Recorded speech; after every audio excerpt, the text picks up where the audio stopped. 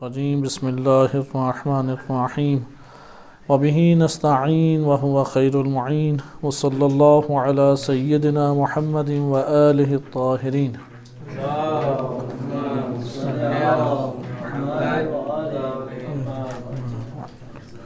سورہ یونس آیت نمبر 95 اور 96، ارشاد باری تعالی ہوتا ہے وَلَا تَكُونَنَّ مِنَ الَّذِينَ كَذَّبُوا بِآيَاتِ اللَّهِ فَتَكُونَ مِنَ الْخَاسِرِينَ إِنَّ الَّذِينَ حَقَّتْ عَلَيْهِمْ كَلِمَةُ رَبِّكَ لَا يُؤْمِنُونَ۔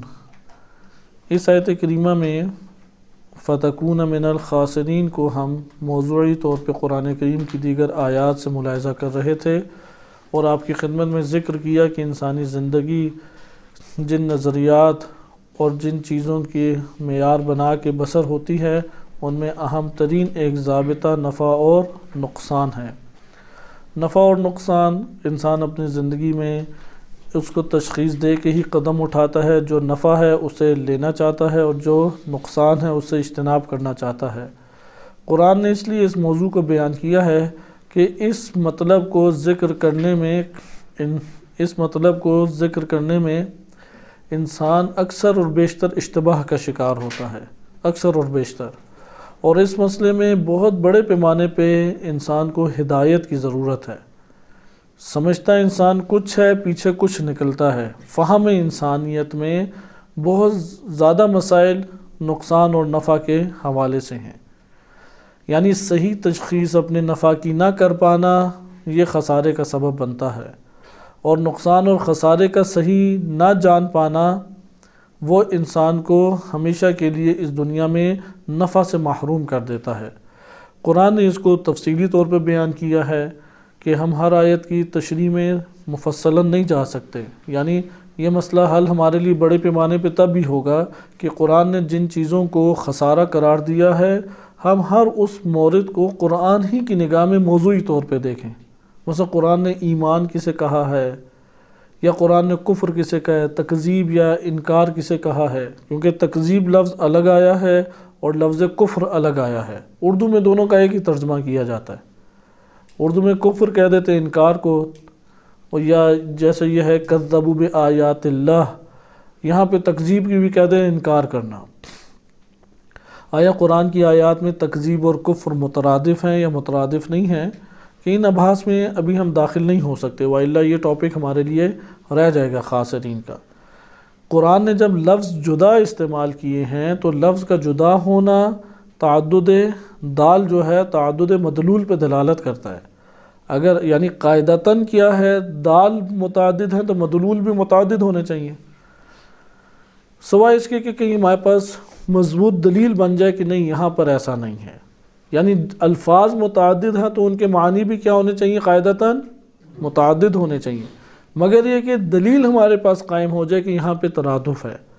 اس لیے اس موضوع کے اوپر علماء کرام نے کتابیں لکھی اور محققین نے، آیا عربی زبان میں ترادف وجود بھی رکھتا ہے یا نہیں، یعنی کیا ایسا ہے کہ دو ایک جیسے معنی ایک ہو اور دو الفاظ مختلف ہوں، جیسے انسان اور بشر، اب یہ دونوں کا معنی ایک ہے یا نہیں؟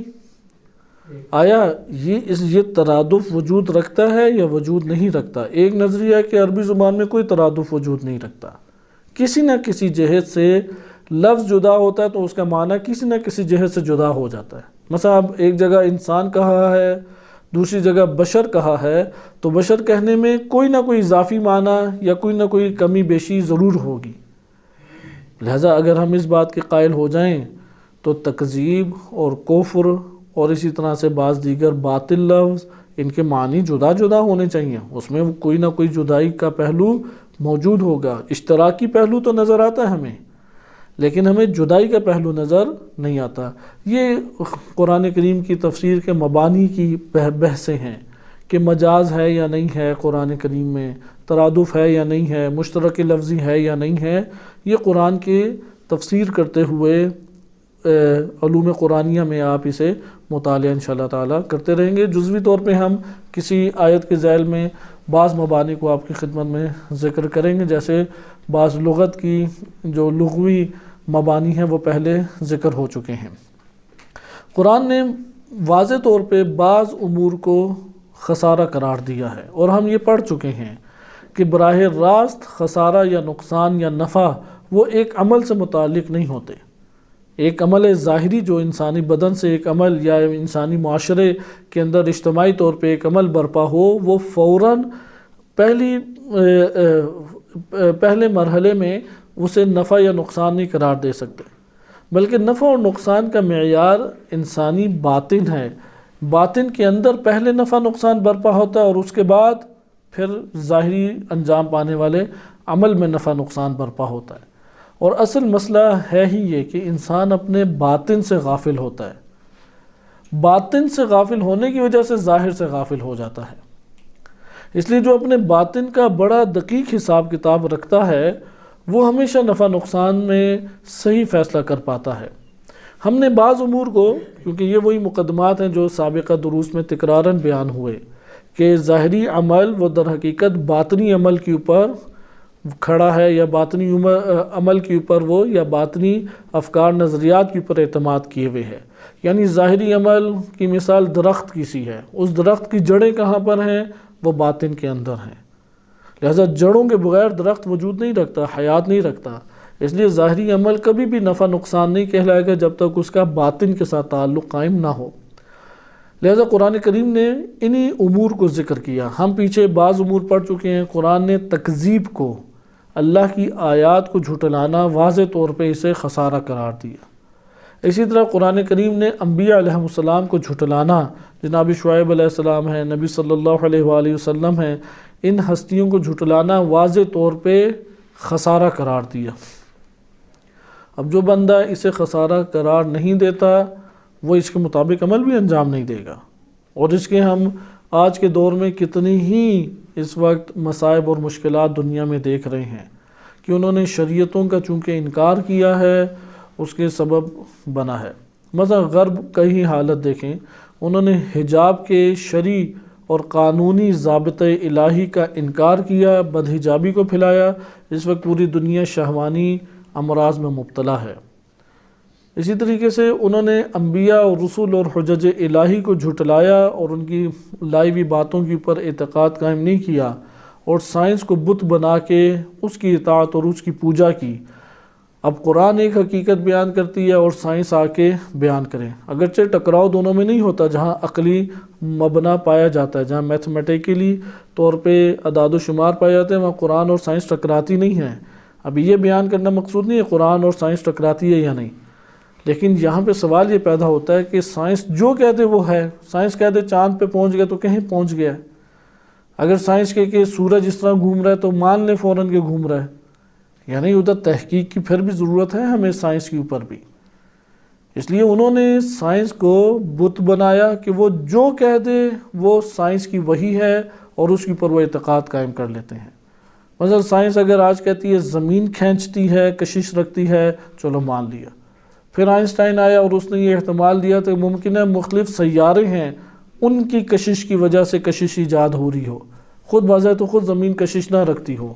اب سائنس اس کو ماننے لگ جائے گی، کل کو کوئی اور احتمال دیا جائے تو یہاں پہ سوال یہ پیدا ہوتا ہے سائنس جو کہ فوراً مان لے۔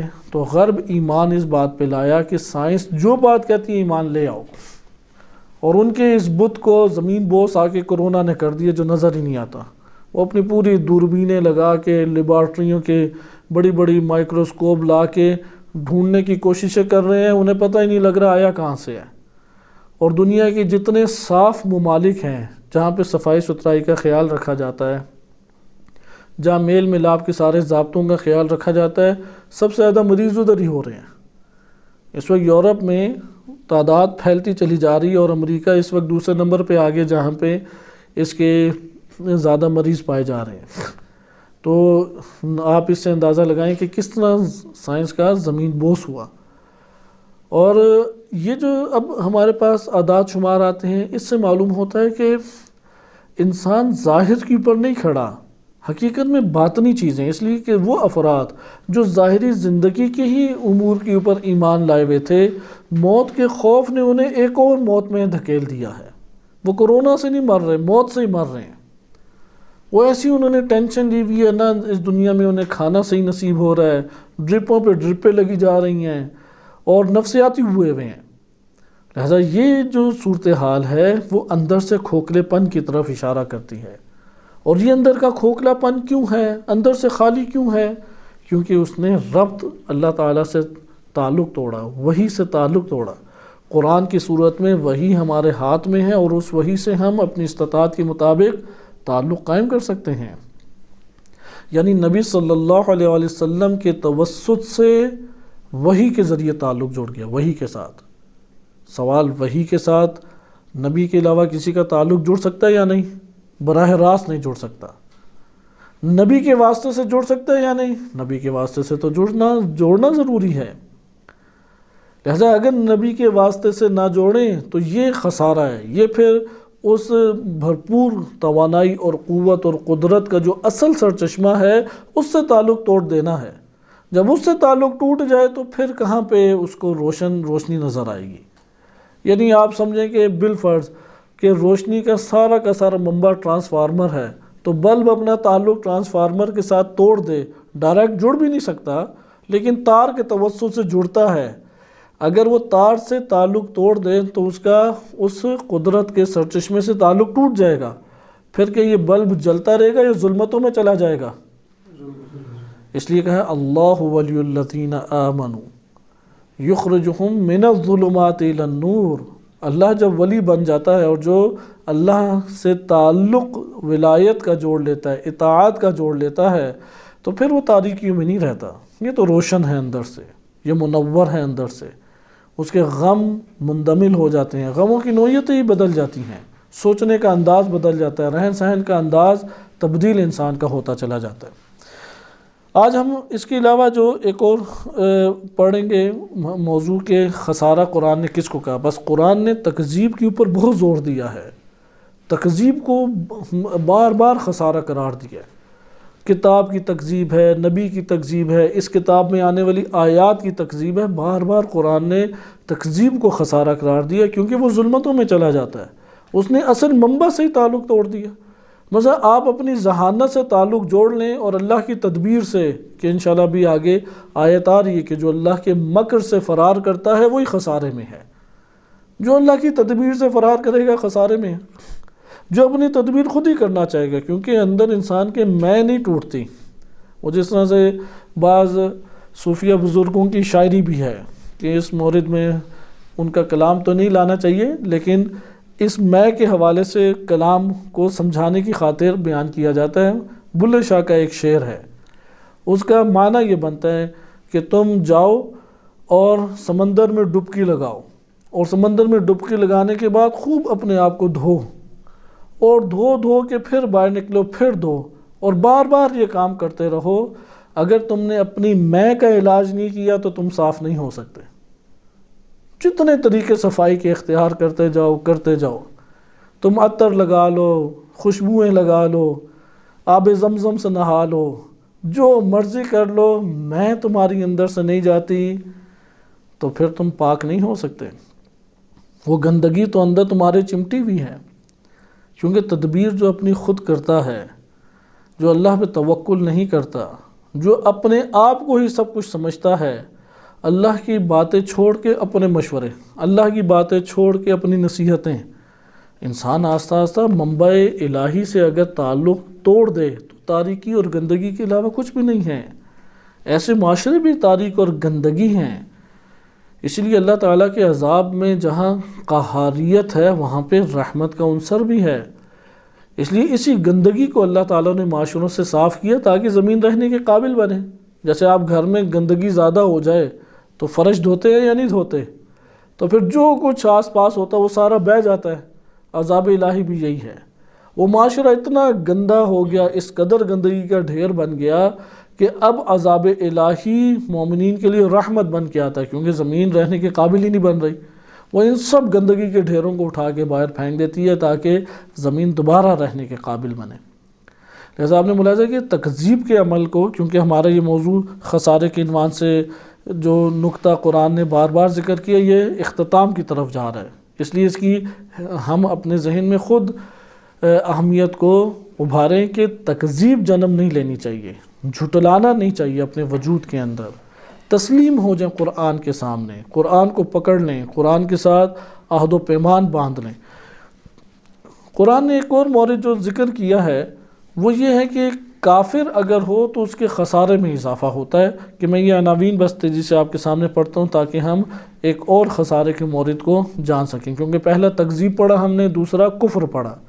کفر میں ایک اور آیت ہمارے پاس سورہ فاطر آیت نمبر 39 آتی ہے، جس میں ارشاد باری تعالیٰ ہوتا ہے فَمَنْ كَفَرَ فَعَلَيْهِ كُفْرُهُ، جس نے کفر کیا وہ اسی کے اوپر آ کے گرے گا۔ اللہ تو بے نیاز غنی حمید ہے۔ وَلَا يَزِيدُ الْكَافِرِينَ كُفْرُهُمْ عِنْدَ رَبِّهِمْ إِلَّا مَقْتًا، کہ کافرین جو کفر کرتے ہیں اپنے رب کے سامنے وہ انہی کو ہلاکت میں ڈالتا ہے، ان کے رب کو اس سے کچھ بھی نہیں ہوتا۔ وَلَا يَزِيدُ الْكَافِرِينَ كُفْرُهُمْ إِلَّا خَسَارًا، لیکن دو لفظ قرآن نے بیان کیے، مقت ہے اور خسارہ ہے۔ کفر کی صورت میں انسان کے نصیب میں اور انسان کا حصہ جو قرار پاتا ہے وہ مقتن ہے، وہ خسرن ہے۔ یعنی مقت ہے وَلَا يَزِيدُ الْكَافِرِينَ كُفْرُهُمْ إِلَّا خَسَارًا، کہ کفار کے بھی اضافہ ہوتا ہے، ایسی بات نہیں ہے، جب وہ کفر کریں گے تو اضافہ ہو رہا ہے۔ مومنین کے بارے میں کیا کہا کہ جتنی آیات پڑھی جاتی ہیں وہ آیات کیا ہیں، ان میں ایمان کے اضافے کا باعث بن جاتی ہیں، لیکن اس جگہ کیا ہے کہ وَلَا يَزِيدُ الْكَافِرِينَ كُفْرُهُمْ إِلَّا خَسَارًا، کفر جتنا بڑھتا جائے گا اتنا خسارہ بڑھتا چلا جائے گا۔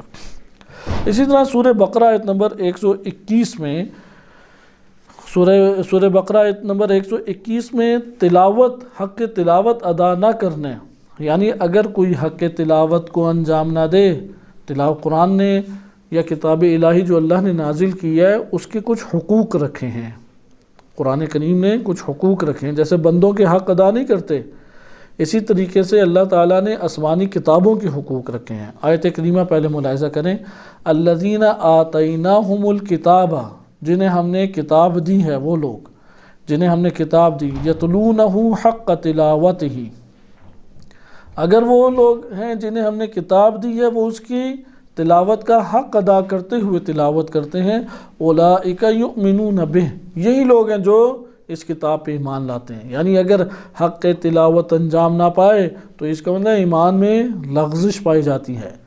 حقیقی مومنین ہیں ہی وہ کہ جو حق تلاوت انجام دیتے ہیں۔ وَمَن یکفر بہ، اور جس نے اس کا انکار کیا، کتاب کا انکار کیا یا اس کا حق تلاوت انجام نہ دیا، وَمَن یکفر بہ، جس نے کتاب کا انکار کیا، فَأُولَئِکَ هُمُ الْخَاسِرُونَ، وہی خسارے میں ہیں۔ اچھا، اللہ تعالیٰ کی کتاب کا انکار کرنے سے کیا مراد ہے؟ اس کے لیے ہمیں جاننا پڑے گا کہ ہم نے آسمانی کتاب کے ساتھ سلوک کیسا کرنا ہے، اس کا حق کیا بنتا ہے۔ قرآن نے بعض حقوق واضح طور پہ بیان کیے ہیں اور وہ ہر فرد کی ذمہ داری ہے، اور الکافی میں ایک روایت بھی وارد ہوئی ہے کہ روز قیامت بعض چیزیں اللہ کی بارگاہ میں شکوہ کریں گی، بندہ لایا جائے گا، وہ اعتراض کر کے کھڑی ہو جائیں گی اور وہ بندے کو آگے نہیں جانے دیں گی، وہ جنت میں جانا چاہے گا، یہ کھڑی ہو جائیں گی کہ اور شکوہ اللہ کی بارگاہ میں شکایت کریں گی، اس نے ہمارے ساتھ ظلم کیا، اور وہاں پہ اسے پھر روکا جائے گا۔ ان میں سے ایک یہی ہے کہ قرآن شکوہ کرے گا کہ میں اس کے ہاتھوں میں تھا، اس نے نہ پڑھا نہ عمل کیا میرے اوپر۔ قرآن کا یہ شکوہ قرآن نے خود بھی بیان کیا ہے۔ اسی طریقے سے مسجد ہے، مسجد شکوہ کرے گی، میں قریب تھی، یہ میرے پاس آیا ہی نہیں، ویران رکھا مجھے۔ ویران رکھنے کی صورت میں قیامت والے دن مسجد ایک حقیقت کا نام ہے جو اس حقیقت آشکار ہوگی اور انسان کو گرفت میں روز قیامت لے لے گی۔ اسی طرح قرآن ہے، وہ روز قیامت گرفت میں لے لے گا۔ اس لیے نبی صلی اللہ علیہ وسلم کی زبانی قرآن نے یہ شکوہ کیا کہ میری جو امت ہے، کہ اس امت نے قرآن کو اخذ تو کیا ہے لیکن ہجرت کرتے ہوئے، صحیح ہے، اتخذ قومی ھذا القرآن مہجورا، پکڑا تو ہے قرآن کو لیکن ترک کرتے ہوئے، عمل ترک کر دیا، قرآن کو اپنے ہاتھوں میں لیے ہوئے ہیں۔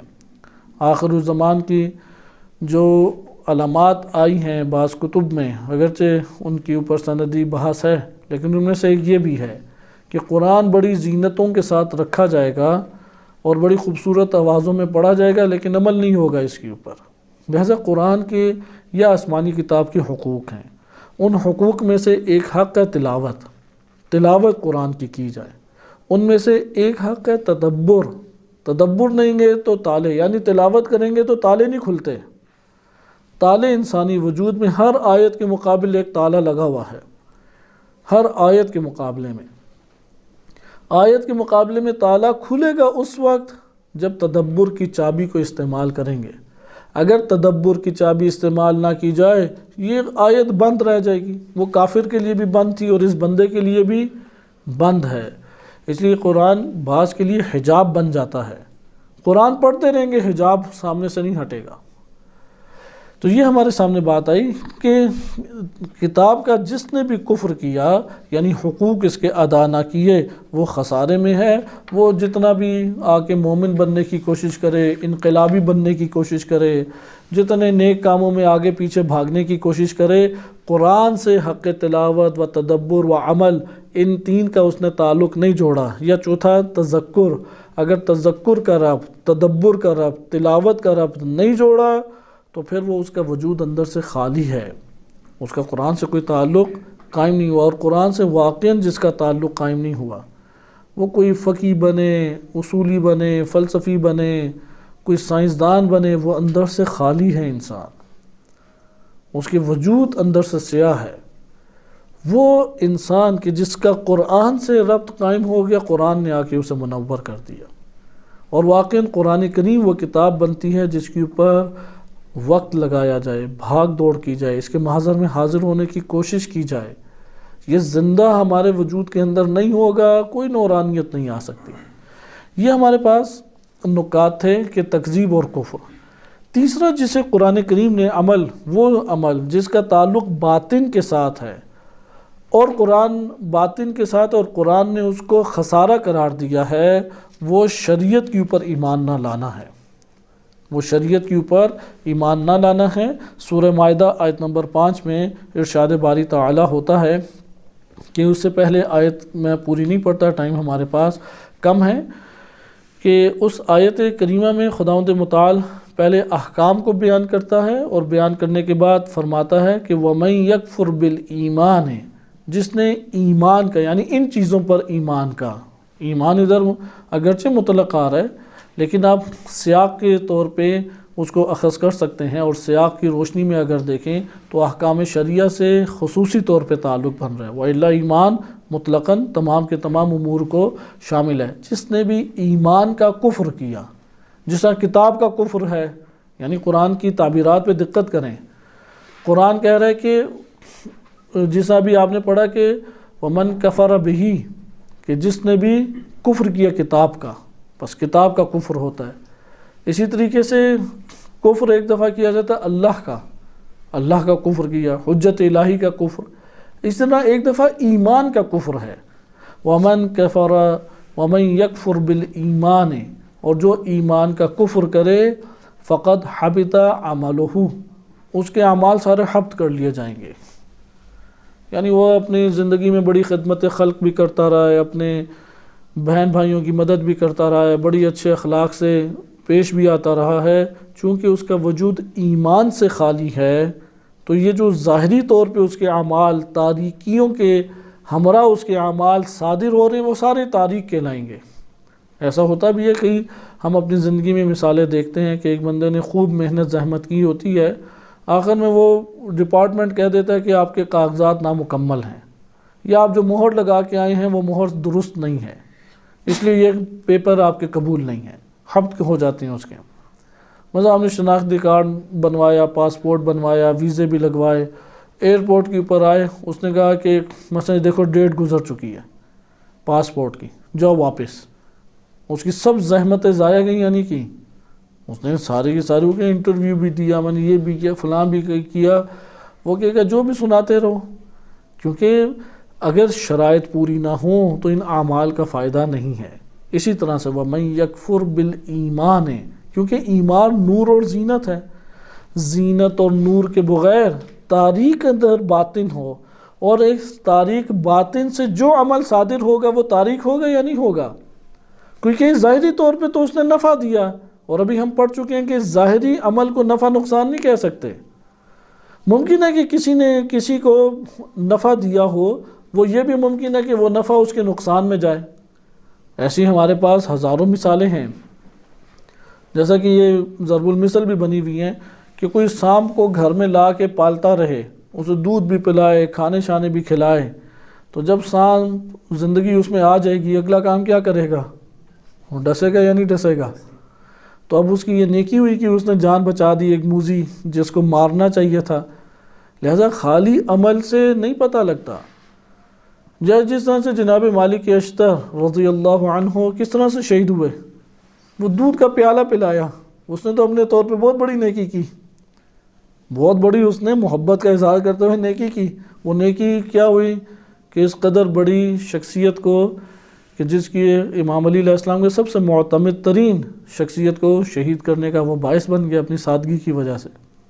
لہذا سادگی کے ہمراہ خدمت خلق یہ نتیجہ دے گی، کیونکہ یہ والا جو بدو پن ہے، سادگی سے مراد بدو پن یعنی غافل بے بصیرت غافل انسان، یعنی بے بصیرتی کی تاریکی نفس کے اوپر چھائی ہو، بدو پن کی تاریکی ہمارے نفس کے اوپر چھائی، اور یہاں سے کوئی عمل نکل رہا ہو، وہ عمل نورانی ہو سکتا ہے؟ وہ تو تاریک عمل بن جائے گا. جیسے اس وقت پوری کی پوری دنیا میں استعماری جو ہیں جتنے بھی ہمارے ادارے اس دنیا میں چھائے ہوئے ہیں، استعماری ادارے، ان میں بھرتی ہونے والے افراد کون سے ہیں؟ وہ عالم اسلام کی باصلاحیت شخصیات ہیں کہ جنہیں ڈالروں کے اوپر خریدا گیا ہے. وہ تو اپنا معاش کما رہے ہیں، بصیرت نہ رکھنے کی وجہ سے وہی انہی کے ذریعے سے سارے ادھر امور انجام پا رہے ہیں. کوئی پینٹاگون میں ہے، کوئی فلاں جگہ ہے، کوئی فلاں جگہ پہ ہے. لہذا انسان بصیرت سے کام لے تو تب اس کے عمل سے جو نتیجہ نکلے گا وہ نورانی ہوگا، نفع بخش ہوگا. وَمَن يَكْفُرْ بِالْإِيمَانِ، جس نے ایمان کا انکار کیا تو اندر ظلمت ہے یا اب نورانیت ہے؟ اندر تو اندھیرا ہی اندھیرا ہے، سیاہی سیاہی ہے. اس سیاہی کے بل بوتے پہ آپ جو عمل صادر کریں گے تو سیاہ عمل ہوگا یا وہ نورانیت کے اوپر عمل ہوگا؟ عقل انسانی یہ کہتی ہے. یہ صرف حبت کا عمل کوئی ایسی چیز نہیں ہے کہ عقل تسلیم نہ کرے. عقل تسلیم کرتی ہے کہ اگر ایک انسان کا باطن اندر سے ظلمتوں سے بھرا ہوا ہے، گندگی سے بھرا ہوا ہے، اس کا ظاہری عمل وہ دوسروں کو اچھا بھی دکھائی دے تو تب بھی وہ برا ہی ہوگا اور اس کے برے نتائج معاشرے میں برپا ہوتے ہیں. اس لیے اس آیت میں آپ نے دیکھا فقط حبط عملہ، کہ فَمَن يَكْفُرْ بِالْإِيمَانِ فَقَدْ حَبِطَ عَمَلُهُ وَهُوَ فِي الْآخِرَةِ مِنَ الْخَاسِرِينَ.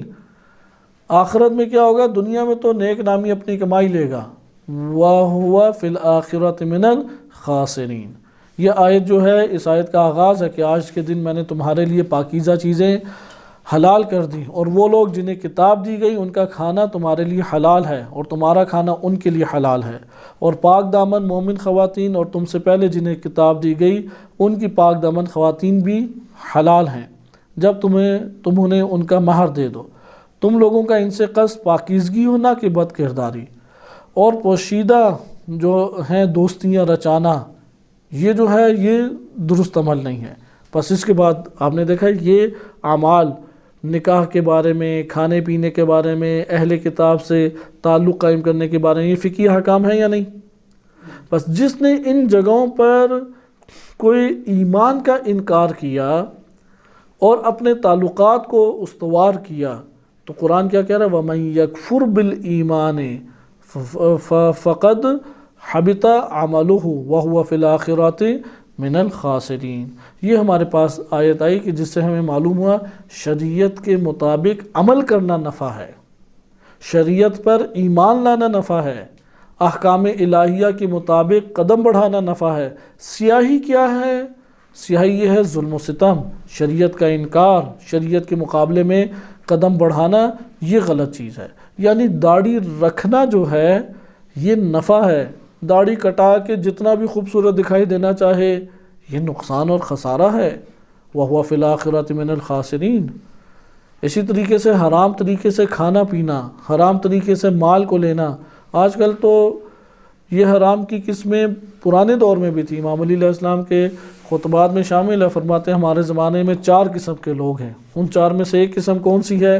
جو اپنی بڑی خوبصورت وضقت بنا لیتے ہیں اور دامن اٹھا کے چلتے ہیں اور بڑے آرام اور دھیمے انداز میں جوابات دیتے ہیں اور اپنے آپ کو نیک متقی زاہدوں جیسی شکل بنا کے پیش کرتے ہیں اور لوگ انہیں امین سمجھ بیٹھتے ہیں، جبکہ وہ دین کے راستے سے دنیا کو کمانا چاہتے ہیں، یعنی دین کے راستے سے حرام پیسہ کماتے ہیں۔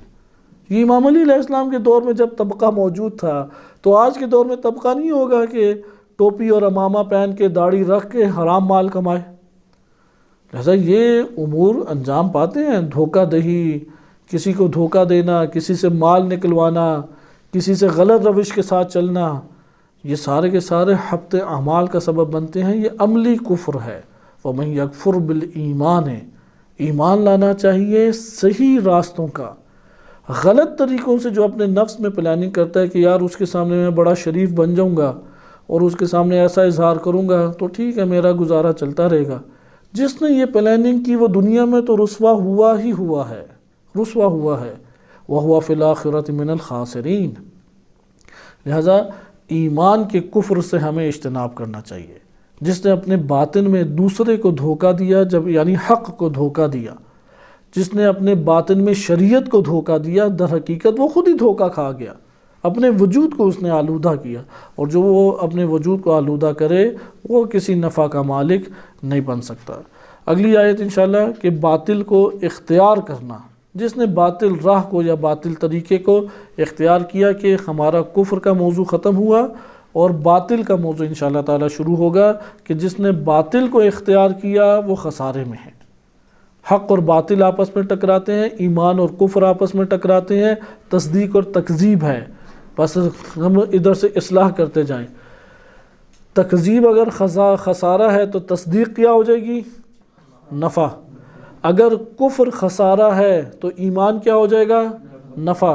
اگر باطل خسارہ ہے تو حق کیا ہو جائے گا؟ نفع۔ اور ان سب چیزوں کا تعلق انسان کے اولین صورت میں باطن کے ساتھ ہے یا نہیں؟ اس کے بعد اس سے صادر ہونے والے اعمال سے تعلق ہے۔ وصلی اللہ علی سیدنا محمد وآلہ الطاہرین۔